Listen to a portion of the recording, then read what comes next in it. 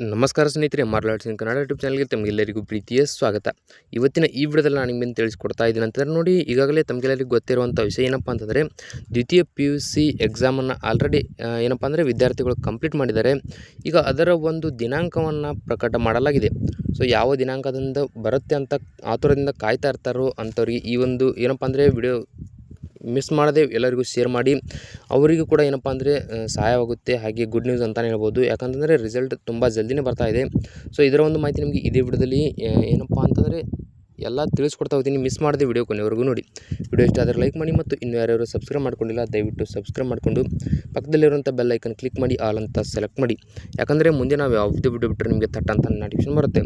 ಈಗ ನೋಡಿ, 2026 second PUC result ಏನು ಬರ್ತಾ ಇದೆ. ಅದು ಬಂದ ನಂತರ ಯಾವ ರೀತಿ ಚೆಕ್ ಮಾಡ್ಕೋಬೇಕು ನಿಮ್ಮ ಮೊಬೈಲ್ನಲ್ಲೇ, ಯಾವ ದಿನಾಂಕದಂದು ರಿಸಲ್ಟ್ ಬರುತ್ತೆ, ಎಲ್ಲ ಮಾಹಿತಿ ನಿಮಗೆ ಸಿಗುತ್ತೆ. ಸೊ ದಯವಿಟ್ಟು ವಿಡಿಯೋ ಯಾವುದೇ ರೀತಿ ಸ್ಕಿಪ್ ಮಾಡೋಕ್ಕೆ ಹೋಗಬೇಡಿ. ಈಗ ಇಲ್ಲಿ ನೋಡ್ತಾ ಹೋಗೋಣ. ನೋಡಿ, ಇಲ್ಲಿ ಕೊಟ್ಟಿದ್ದಾರೆ ದ್ವಿತೀಯ PUC ಫಲಿತಾಂಶ 2026 ಪ್ರಕಟಣೆ ದಿನಾಂಕ ಮಾರ್ಚ್ 31ರಂದು ಪ್ರಥಮ PUC ಫಲಿತಾಂಶ ಪ್ರಕಟವಾದ ಬೆನ್ನಲ್ಲೇ ಈಗ ದ್ವಿತೀಯ PUC ಪರೀಕ್ಷೆ ಏನಪ್ಪ ಅಂದರೆ ಬರೆದಿರುವ 7 ಲಕ್ಷಕ್ಕೂ ಹೆಚ್ಚು ವಿದ್ಯಾರ್ಥಿಗಳು ಹಾಗೂ ಪೋಷಕರಲ್ಲಿ ಕುತೂಹಲ ಏನಪ್ಪ ಅಂದರೆ ಉಂಟು ಮಾಡಿರುತ್ತೆ. ವಿದ್ಯಾರ್ಥಿಗಳ ಭವಿಷ್ಯವನ್ನು ನಿರ್ಧರಿಸುವ ಈ ಬಹುಮುಖ್ಯ ಘಟ್ಟದ ಫಲಿತಾಂಶಕ್ಕಾಗಿ ಕಾಯುತ್ತಿರುವವರಿಗೆ ಇಲ್ಲೊಂದು ಮಹತ್ವದ ಅಪ್ಡೇಟನ್ನು ಏನಪ್ಪ ಅಂದರೆ ನೀಡಲಾಗಿದೆ. ಈಗ ಆಲ್ರೆಡಿ ಫಸ್ಟ್ PUC ಎಕ್ಸಾಮ್ ಮುಗಿದು ಅದರ ಒಂದು ರಿಸಲ್ಟ್ ಕೂಡ ಮಾರ್ಚ್ 31ರಂದು ಬಂದಿದೆ. ಈಗ ಅದಾದ ನಂತರ ಸೆಕೆಂಡ್ PUC ಎಕ್ಸಾಮಿನ ಒಂದು ರಿಸಲ್ಟ್ ಕೂಡ ಕಾಯ್ತಾ ಇದ್ದಾರೆ. ಈಗ ಅದರ ಬಗ್ಗೆ ಹೇಳ್ತಾ ಹೋದರೆ ನೋಡಿ, ಕರ್ನಾಟಕ ಶಾಲಾ ಪರೀಕ್ಷೆ ಮತ್ತು ಮೌಲ್ಯ ನಿರ್ಣಯ ಮಂಡಳಿಯು ಅಂದರೆ KSEAB 2026ನೇ ಸಾಲಿನ ದ್ವಿತೀಯ PUC ಪರೀಕ್ಷೆಯ ಮೌಲ್ಯಮಾಪನ ಕಾರ್ಯವನ್ನು ಬಹುತೇಕ ಪೂರ್ಣಗೊಳಿಸಿದ್ದು, ಅಂದರೆ ಏನು ಚೆಕ್ ಮಾಡ್ತಾ ಇರ್ತಾರೆ ಅಥವಾ ವ್ಯಾಲ್ಯೂಯೇಷನ್ ಮಾಡ್ತಾ ಇರ್ತಾರೆ ನಿಮ್ಮ ರಿಸಲ್ಟನ್ನು, ಅದನ್ನು ಏನಪ್ಪ ಅಂತಾರೆ ಈಗ ಸಾಕಷ್ಟು ಕಂಪ್ಲೀಟ್ ಮಾಡಿದ್ದಾರೆ ಅಂತ ಹೇಳ್ತಾ ಇದ್ದಾರೆ. ಫಲಿತಾಂಶ ಪ್ರಕಟಿಸಲು ಸೆಕೆಂಡ್ PUC ಅಂದರೆ ರಿಸಲ್ಟನ್ನು ಪ್ರಕಟ ಮಾಡಲು ಸಕಲ ಸಿದ್ಧತೆಯನ್ನು ನಡೆಸ್ತಾ ಇದ್ದಾರೆ. ಈಗ ಹಾಗಾದರೆ ಫಲಿತಾಂಶ ಯಾವ ದಿನಾಂಕದಂದು ಹೊರಬೀಳಲಿದೆ, ಆನ್ಲೈನಲ್ಲಿ ನಿಮ್ಮ ಮಾರ್ಕ್ಸ್ ಕಾರ್ಡ್ ಚೆಕ್ ಮಾಡುವುದು ಹೇಗೆ, ಎಲ್ಲ ಮಾಹಿತಿ ನಿಮಗೆ ಸಿಗುತ್ತೆ. ಈಗ ಇಲ್ಲಿ ನೋಡ್ತಾ ಹೋಗೋಣ. Second PUC result 2026 expected date ಅಂದರೆ ಯಾವ ದಿನಾಂಕದಂದು ಕನ್ಫರ್ಮ್ ಅಂತ ಹೇಳ್ತಾ ಇಲ್ಲ. ಒಂದೆರಡು ಡೇಟ್ಗಳನ್ನು ಕೊಟ್ಟಿದ್ದಾರೆ, ಅವುಗಳನ್ನು ಹೇಳ್ತೀನಿ ನೋಡಿ. ಶಿಕ್ಷಣ ಇಲಾಖೆಯ ಉನ್ನತ ಮೂಲಗಳ ಪ್ರಕಾರ ಏಪ್ರಿಲ್ 2ನೇ ವಾರದಲ್ಲಿ ಅಂದರೆ ಏಪ್ರಿಲ್ 7 ಅಥವಾ 8ರ ಆಸುಪಾಸಿನಲ್ಲಿ 6, 7, 8, 9, 10 ಈ ಒಂದು 4ರಿಂದ 5 ದಿನಗಳಲ್ಲಿ ದ್ವಿತೀಯ PUC ಫಲಿತಾಂಶ ಪ್ರಕಟವಾಗುವ ಸಾಧ್ಯತೆ ತುಂಬ ಇದೆ. ನೋಡಿ, ಏಪ್ರಿಲ್ 2ನೇ ವಾರ ಅಂತ ಕೊಟ್ಟಿದ್ದಾರೆ. ಅದರಲ್ಲಿ ನಿಮ್ಮ ರಿಸಲ್ಟ್ ಖಂಡಿತ ಬಂದೇ ಬರುತ್ತೆ. ಈಗ ಮಂಡಳಿಯು ಮೊದಲು ಸುದ್ದಿಗೋಷ್ಠಿ ನಡೆಸಿ ರಾಜ್ಯದ ಟಾಪರ್ಸ್ ಯಾರು, ಯಾವ ಜಿಲ್ಲೆ ಪ್ರಥಮ ಸ್ಥಾನದಲ್ಲಿದೆ ಎಂಬ ಎಲ್ಲ ವಿವರಗಳನ್ನು ಹಂಚಿಕೊಳ್ಳಲಿದೆ. ಅದಾದ ನಂತರ ಮಧ್ಯಾಹ್ನದ ಹೊತ್ತಿಗೆ ಅಧಿಕೃತ ವೆಬ್ಸೈಟ್ಗಳಲ್ಲಿ ವಿದ್ಯಾರ್ಥಿಗಳ ಅಂಕಪಟ್ಟಿಗಳನ್ನು ಏನಪ್ಪ ಅಂದರೆ ಬಿಡುಗಡೆ ಮಾಡಲಾಗುತ್ತೆ. ಈಗ ಇಲ್ಲಿ ಏನು ಕೊಟ್ಟಿದ್ದಾರೆ ಅಂತಂದರೆ, ಈಗ ನ್ಯೂಸ್ನಲ್ಲಿ ನಿಮ್ಮ ರಿಸಲ್ಟ್ ಬರುವ ಹೊತ್ತಿಗೆ ಅಂದರೆ ರಿಸಲ್ಟ್ ಬಂದ ತಕ್ಷಣವೇ ಯಾರು ರಾಜ್ಯಕ್ಕೆ ಟಾಪರ್ಸ್ ಆಗಿದ್ದಾರೆ, ಯಾವ ಕಾಲೇಜ್ ಫಸ್ಟ್ ಬಂದಿದೆ ರಾಜ್ಯದಲ್ಲಿ, ಇದನ್ನು ರಿಸಲ್ಟ್ ಬಂದ ತಕ್ಷಣ ಹೇಳ್ತಾ ಇರ್ತಾರೆ. ಯಾವ ರೀತಿ ಅಂತಂದರೆ, ಅವರು ರಿಸಲ್ಟ್ ಬಿಡುಗಡೆ ಮಾಡಿದ ತಕ್ಷಣ ಇದರ ಎಲ್ಲವನ್ನು ವ್ಯಾಲ್ಯೂಯೇಷನ್ ಮಾಡ್ತಾರೆ. ಅಂದರೆ ಯಾರು ಟಾಪರ್ಸ್ ಬಂದಿದ್ದಾರೆ ಈ ವರ್ಷ, ಯಾವ ಕಾಲೇಜ್ ಫಸ್ಟ್ ಬಂದಿದೆ, ಇದನ್ನೆಲ್ಲ ಏನಪ್ಪ ಅಂದರೆ ವ್ಯಾಲ್ಯೂಯೇಷನ್ ಮಾಡಿ ನಿಮಗೆ ನ್ಯೂಸ್ನಲ್ಲಿ ತೋರಿಸ್ತಾರೆ. ಇದಾದ ನಂತರ ನಿಮ್ಮ ಒಂದು ಮಧ್ಯಾಹ್ನದ ಹೊತ್ತಿಗೆ ರಿಸಲ್ಟನ್ನು ಬಿಡುಗಡೆ ಮಾಡಲಾಗುತ್ತೆ. ಅಂದರೆ ವೆಬ್ಸೈಟ್ನಲ್ಲಿ ಬಿಡುಗಡೆ ಮಾಡ್ತಾರೆ. ನಂತರ ನೀವು ಅಫಿಷಿಯಲ್ ವೆಬ್ಸೈಟ್ಗೆ ಭೇಟಿ ನೀಡಿ ನಿಮ್ಮ ರಿಸಲ್ಟನ್ನು ಚೆಕ್ ಮಾಡ್ಕೋಬೋದು. ಈಗ ಇಲ್ಲಿ ನಿಮ್ಮ ಒಂದು ರಿಸಲ್ಟನ್ನು ಯಾವ ರೀತಿ ಚೆಕ್ ಮಾಡ್ಕೊಳ್ಳೋದು ಅಂತ ಇಲ್ಲಿ ಹೇಳ್ತೀನಿ ನೋಡಿ. ಆನ್ಲೈನಲ್ಲಿ ಸೆಕೆಂಡ್ PUC ರಿಸಲ್ಟ್ ನೋಡುವುದು ಹೇಗೆ.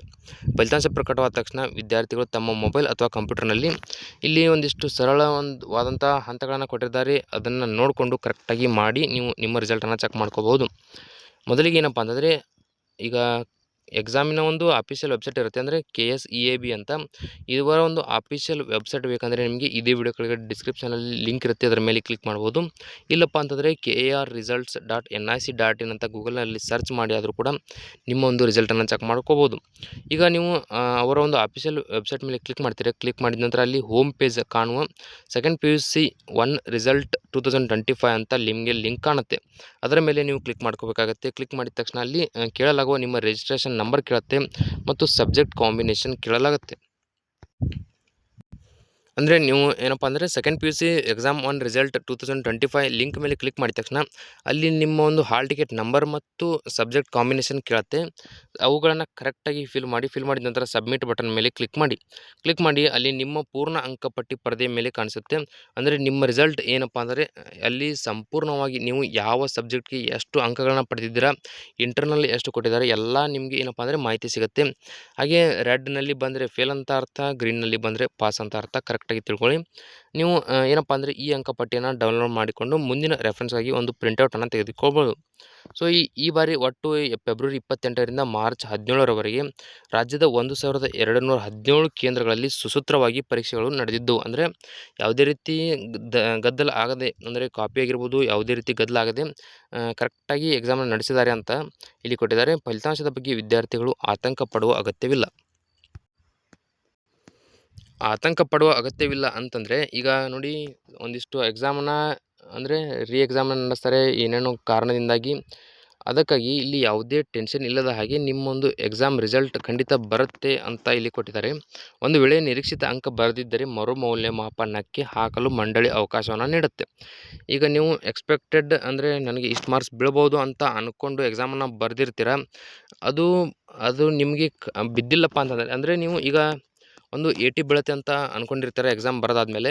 ಅದು ಏನೋ ಕಡಿಮೆಯಾಗಿ 70 ಅದು ಕೊಟ್ಟರೆ ನೀವು ರಿವ್ಯಾಲ್ಯೂಯೇಷನ್ ಹಾಕಿ ಏನಪ್ಪ ಅಂದರೆ ನಿಮ್ಮ ಒಂದು ಎಕ್ಸಾಮನ್ನು ಮತ್ತೆ ವ್ಯಾಲ್ಯೂಯೇಷನ್ ಮಾಡುವ ಹಾಗೆ ಅವರಿಗೆ ಸಬ್ಮಿಟ್ ಮಾಡೋ ಅವಕಾಶನ ಕೊಟ್ಟಿರ್ತಾರೆ.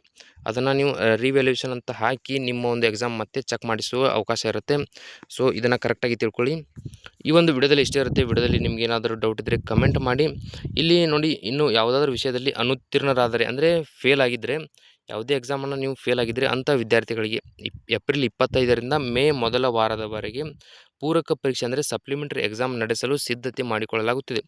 ಅಂದರೆ ಆಲ್ರೆಡಿ ಈಗ ಯಾರ್ಯಾರು ಫೇಲ್ ಆಗ್ತಾರೆ ಅಂತ ಗೊತ್ತಿಲ್ಲ, ಫೇಲ್ ಆದಂಥ ಎಲ್ಲ ವಿದ್ಯಾರ್ಥಿಗಳಿಗೆ ಏಪ್ರಿಲ್ 25ರಿಂದ ಮೇ ಮೊದಲ ವಾರದವರೆಗೆ ಪೂರಕ ಪರೀಕ್ಷೆ ಸಪ್ಲಿಮೆಂಟರಿ ಎಕ್ಸಾಮ್ ನಡೆಸಲು ಏನಪ್ಪ ಅಂದರೆ ಸಂಪೂರ್ಣ ಸಿದ್ಧತೆಯನ್ನು ಕೂಡ ನಡೆಸಲಾಗುತ್ತಿದೆ. ಸೊ ಈ ಒಂದು ವಿಡಿಯೋದಲ್ಲಿ ಇಷ್ಟೇ ಇರುತ್ತೆ. ವಿಡಿಯೋದಲ್ಲಿ ನಿಮ್ಗೆ ಯಾರಾದರೂ ಡೌಟ್ ಇದ್ದರೆ ಕಮೆಂಟ್ ಮಾಡಿ, ಮತ್ತು ಇನ್ನೂ ಯಾರ್ಯಾರು ಸಬ್ಸ್ಕ್ರೈಬ್ ಮಾಡ್ಕೊಂಡಿಲ್ಲ ದಯವಿಟ್ಟು ಸಬ್ಸ್ಕ್ರೈಬ್ ಮಾಡಿಕೊಂಡು ಪಕ್ಕದಲ್ಲಿರುವಂಥ ಬೆಲ್ ಐಕನ್ ಕ್ಲಿಕ್ ಮಾಡಿ ಆಲ್ ಅಂತ ಸೆಲೆಕ್ಟ್ ಮಾಡಿ. ಯಾಕಂದರೆ ಮುಂದೆ ನಾವು ಯಾವುದೇ ವಿಡಿಯೋ ಬಿಟ್ಟರೆ ನಿಮಗೆ ಥಟ್ ಅಂತ ನಡ್ಕೊಂಡು ಬರುತ್ತೆ. ಹಾಗೆ ಇದೇ ವಿಡಿಯೋ ಕೆಳಗಡೆ ಡಿಸ್ಕ್ರಿಪ್ಷನಲ್ಲಿ ಅವರ ಒಂದು ಆಫಿಷಿಯಲ್ ವೆಬ್ಸೈಟ್, ಅಂತಂದರೆ ಕರ್ನಾಟಕದಿಂದ ಒಂದು ಆಫಿಷಿಯಲ್ ವೆಬ್ಸೈಟನ್ನು ಬಿಡುಗಡೆ ಮಾಡಿರ್ತಾರೆ. ಅದರಲ್ಲಿ ನೀವು ನಿಮ್ಮ ಒಂದು ಎಕ್ಸಾಮ್ ರಿಸಲ್ಟನ್ನು ಚೆಕ್ ಮಾಡ್ಕೋಬೋದು. ಅದರ ಲಿಂಕ್ ಇದೇ ವಿಡಿಯೋ ಕೆಳಗಡೆ ಡಿಸ್ಕ್ರಿಪ್ಷನಲ್ಲಿ ಸಿಗುತ್ತೆ. ಅದರ ಮೇಲೆ ಕ್ಲಿಕ್ ಮಾಡಿಕೊಂಡು ನಾನು ಈಗ ಏನೇನು ಹಂತಗಳನ್ನು ಹೇಳಿದ್ದೀನಿ ಅವುಗಳನ್ನು ನೋಡಿಕೊಂಡು ಕರೆಕ್ಟಾಗಿ ಚೆಕ್ ಮಾಡ್ಕೋಬೋದು. ಸೊ ಈಗ ಇಲ್ಲಿ ಏನಪ್ಪ ಅಂತಂದರೆ ನಿಮಗೆ ಇದೇ ವಿಡಿಯೋ ಕೆಳಗಡೆ ಡಿಸ್ಕ್ರಿಪ್ಷನಲ್ಲಿ ಟೆಲಿಗ್ರಾಮ್ ಚಾನಲ್ ಲಿಂಕ್ ಇರುತ್ತೆ. ಅದರ ಮೇಲೆ ಕ್ಲಿಕ್ ಮಾಡಿ ಜಾಯ್ನ್ ಆಗಿ. ಅದರಲ್ಲಿ ನಿಮಗೆ ಯಾವುದೇ ಮಾಹಿತಿ ಆಗಿರ್ಬೋದು, ಯಾವುದೇ ಹುದ್ದೆಗಳ ನೋಟಿಫಿಕೇಷನ್ ಆಗಿರ್ಬೋದು, ಯಾವುದೇ ಒಂದು ರಿಸಲ್ಟ್ ಆಗಿರ್ಬೋದು, ಮೆರಿಟ್ ಲಿಸ್ಟ್ ಆಗಿರ್ಬೋದು, ಎಲ್ಲ ಮಾಹಿತಿ ನಿಮಗೆ ನನ್ನ ಟೆಲಿಗ್ರಾಮ್ ಚಾನಲ್ನಲ್ಲಿ ಸಿಗುತ್ತೆ. ಅದರಲ್ಲೂ ಕೂಡ ಎಲ್ಲರೂ ಕೂಡ ಏನಪ್ಪ ಅಂದರೆ ಜಾಯ್ನ್ ಆಗಿ.